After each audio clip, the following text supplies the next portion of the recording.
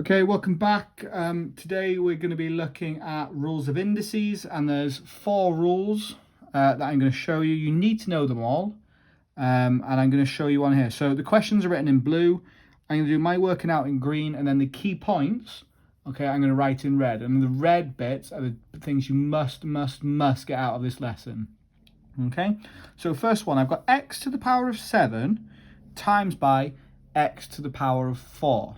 Okay, now when we're timesing, we're going to add the powers with this. Okay, so we're going to do 7 plus 4 equals 11. So our final answer would be x to the power of 11. Okay, so key bit to remember: when multiplying,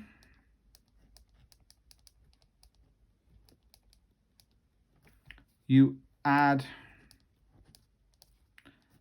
the powers. Okay? When we multiply, we add the powers. Don't get confused and say x to the power of 28, because 7 times 4 is 28. Okay? When we're multiplying, we just add the powers. Okay? So look at this next one then.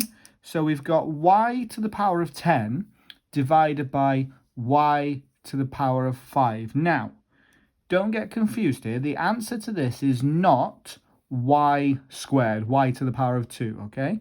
Look back at this one. When we were timesing, we added the powers. When we divide, we take away the powers. So we're going to do 10 minus 5 equals 5. So our final answer is y to the power of 5. Okay, key bit in this is what? Okay, when dividing,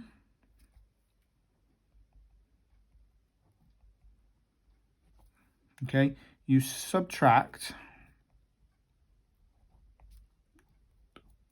the powers. Okay, you've got to remember that. All right, next one.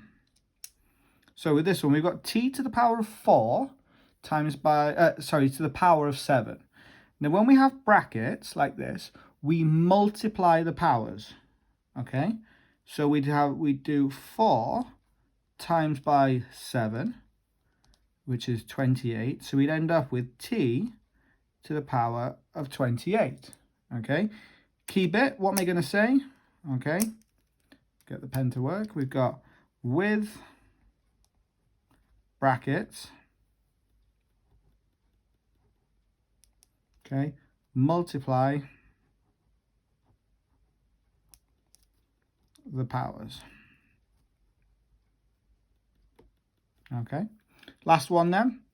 Now, n to the power of 0, anything to the power of 0 is 1. So our final answer is just 1 on that. Okay, so anything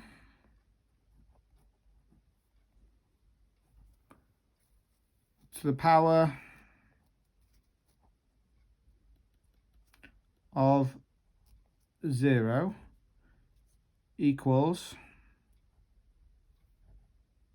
1. Okay, now what I don't mean by that is the final answer would be n to the 1. Your final answer, if it's anything to the power of 0, is always 1. That's it. Okay, you could have 100,000 to the power of 0. You could have minus 100 to the power of 0. Anything to the power of 0 is always 1. Okay, so on this, you've got 4 separate rules. Okay, and these rules you must remember. You'll never be given these in the exam. Okay, so learn them. I'm going to give you a worksheet to go along with this as well. If you've got any questions, let me know. Otherwise, have a good day, guys, okay?